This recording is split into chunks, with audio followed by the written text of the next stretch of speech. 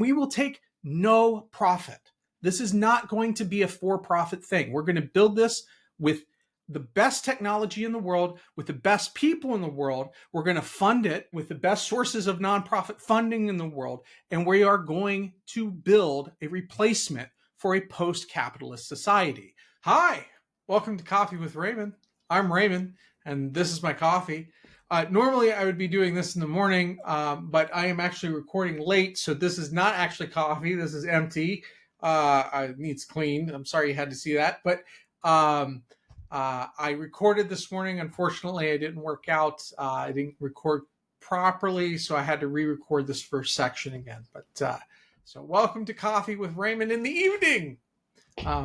Today we're going to talk about some fun things, so stick around. Originally, I was going to do this video and dive into religion and more philosophy stuff, but that stuff, frankly, is really heavy, and the world is really heavy right now, and I want to be more jovial and fun.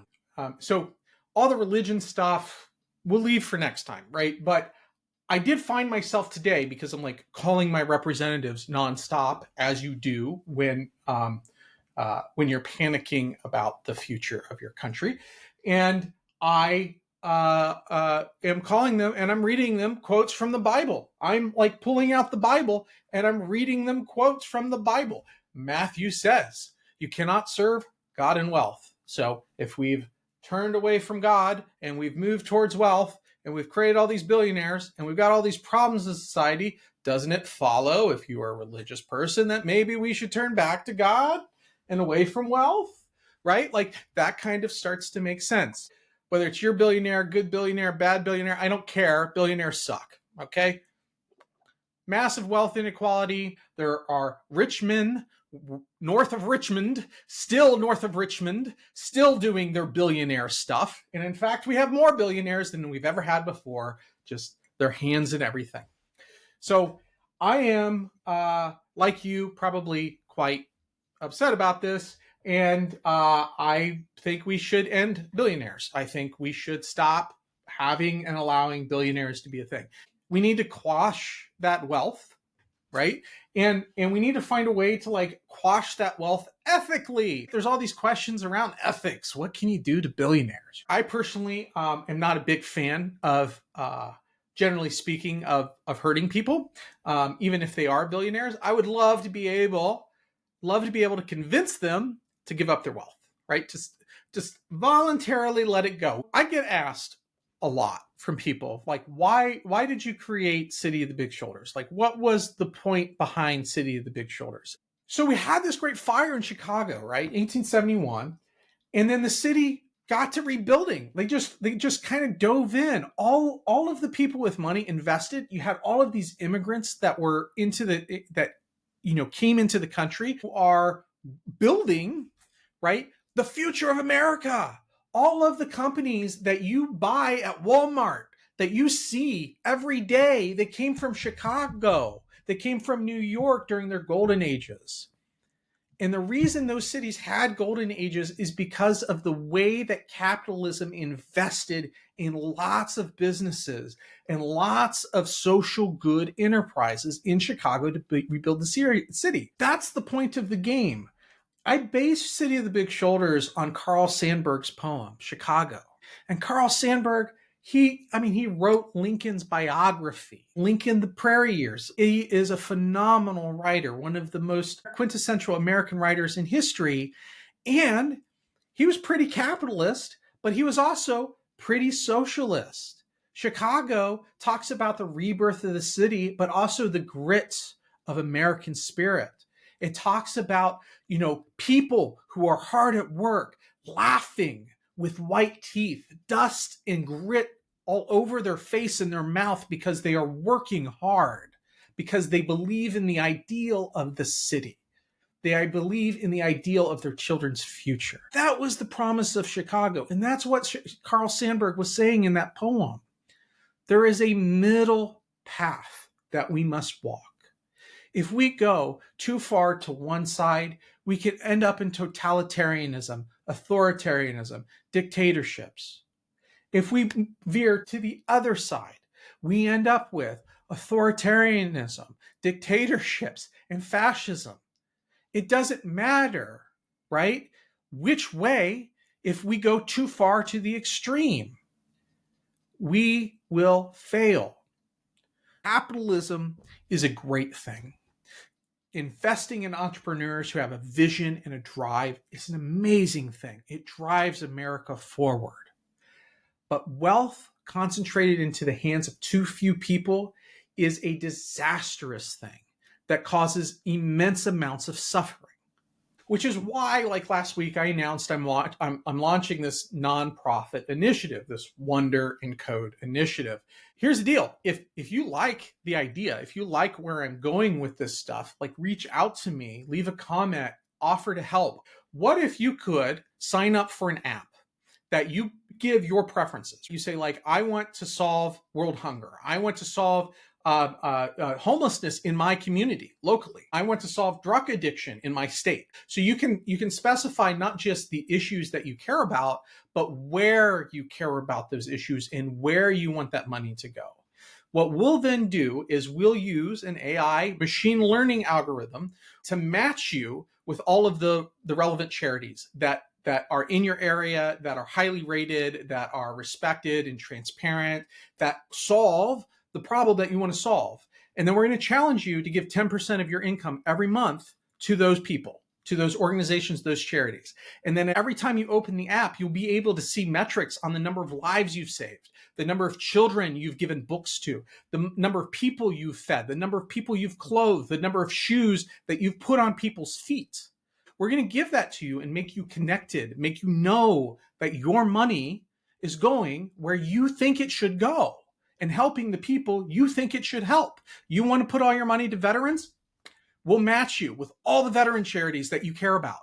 And we will automatically send those funds to them, and we will take no profit. This is not going to be a for-profit thing. We're going to build this with the best technology in the world, with the best people in the world. We're going to fund it with the best sources of nonprofit funding in the world. And we are going to build a replacement for a post-capitalist society driven by user choice, user freedom, your preferences, the thing that you care about.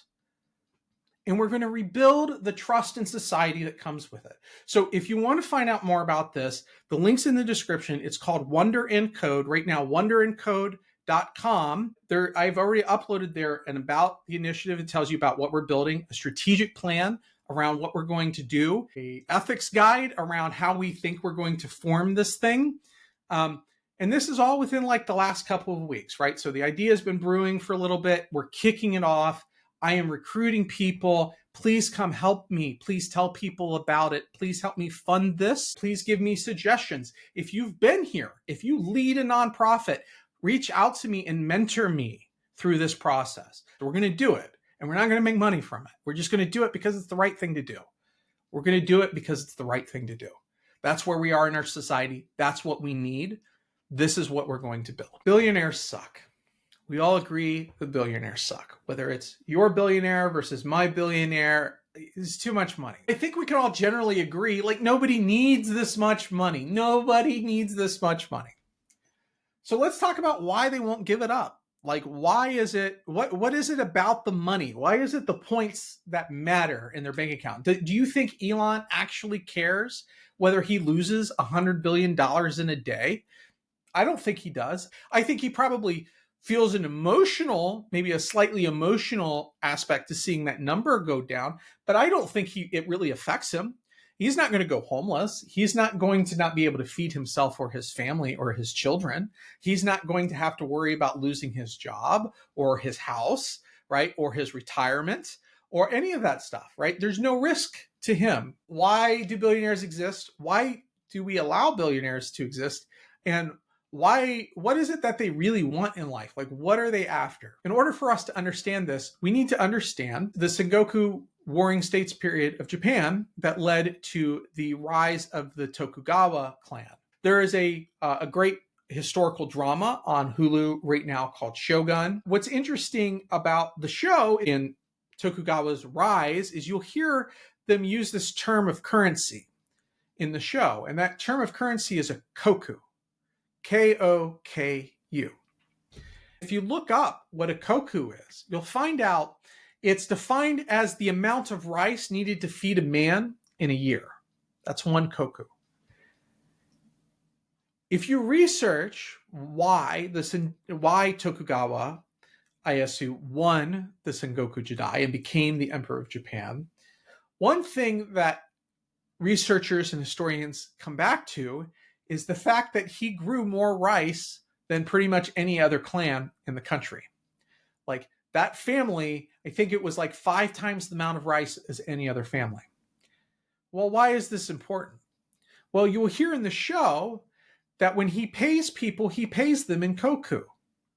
And koku isn't like money. It's not a coin. It's not an arbitrary idea. It's literally a pallet of rice given out over, on a contractual basis over a period of a year. That's one koku. So if I give you 10,000 koku, I'm essentially giving you 10,000 man years of labor, because I can now use that rice to go hire a laborer to go produce something for me. That is the power of food. And that is where money and power comes from. And that is its purpose. I've been playing around with this idea for a while, called A Game Designer Fixes America, where we're going to look at the reality of how our system works and what the rule book says of how it should work versus how it actually works versus should we change the rule book? And what if we put something crazy in place? What if we put something crazy in place? So here's my crazy idea. I call it winning capitalism.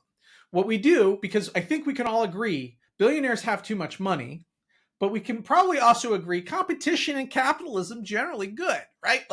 I want small businesses to be able to open up local restaurant chains. I want you to be able to have an entrepreneurial adventure in life and pursue your own happiness. These are good things, right? All right. So here's the game. Regardless of where you come from, where you were born, you're given an equal opportunity in life. Everyone gets a chance to go to a good school. Everyone gets a chance to go to college or a great trade school. And when you're ready to enter the job market, you are given a grant of $100,000, something big and significant to get you started. If you got $100,000 a day after graduated college, what would you do with that money? You are given that $100,000 as your starting resources in the game of capitalism to go and achieve the objective of winning capitalism. Well, what does winning capitalism look like? If you are in your life able to turn that $100,000 into at least $50 million in wealth, you win capitalism. Well, what does that mean? Well, it means we put you in the Hall of Capitalists in the National Mall. You get a bronze statue, you get a tomb, you get a brass plaque.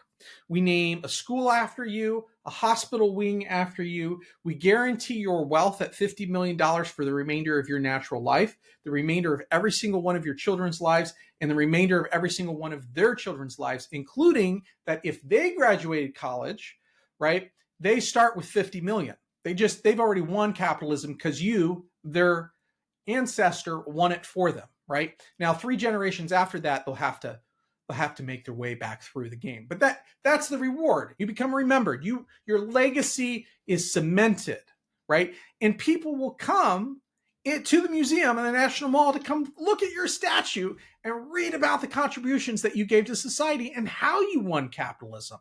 We'll even assign a biographer, right, to write about your life. What is it that made it so that you could win capitalism and be inspiring to all these other people, right? That's what we do. That's what we do. We have a capitalist society, absolute free market, anarcho-capitalism after graduating college. Now, if you fail, if you don't win capitalism, we also put a safety net in place, right? And the reason we put a safety net in place is because your $50 million is capped. We're going to tax 100% after that. If you are a billionaire or a multimillionaire, do you really need more than $50 million? No. So why do the billionaires need more and more and more of their money? Is it about having a second, third, fourth, fifth yacht? No. It's about the power that they have over your life. That's what it's about. It's about being able to build an army quickly, because in their case, at their level of wealth, they are more powerful than some of the greatest kings in history. Money is power because money is food, and food is labor. And labor can produce, or labor can be used to intimidate, to threaten, to kill in the case of war. The billionaires do not care about you, and they do not care about our society. They don't even care about their own bank accounts. They want to rule you. That's what they want. They want to rule you. They want to control you. They want to send you against your brother and your sister in battle. And that's all that they want. They want to be able to shape society to the way that they want society to work. We, the people, can choose to reject that. We, the people, can implement any ridiculous rules we want, including the game of capitalism. If we want, we can campaign for that, and we can take their wealth from them legally and legitimately, using the power of the people and the power of law. These billionaires are not gods. You do not owe them anything, and they do not fight for you. They don't even know your name. Help me end them. Thank you, and that will be it for this one. If you like my content, please sign up, subscribe below. I am going to be setting up a mailing list here soon, specifically for this Wonder and Code initiative. Please check out the initiative, wonderandcode.com, and in the future, wonderandcode.org. If you like the idea, if you're into it, like, help me build this. Like, we're going to do it. And we don't need billionaires to change the world. We don't need them. We don't need them at all. We can reject them entirely. Awesome. Thank you so much. I wish you the best. And as always, God bless and peace.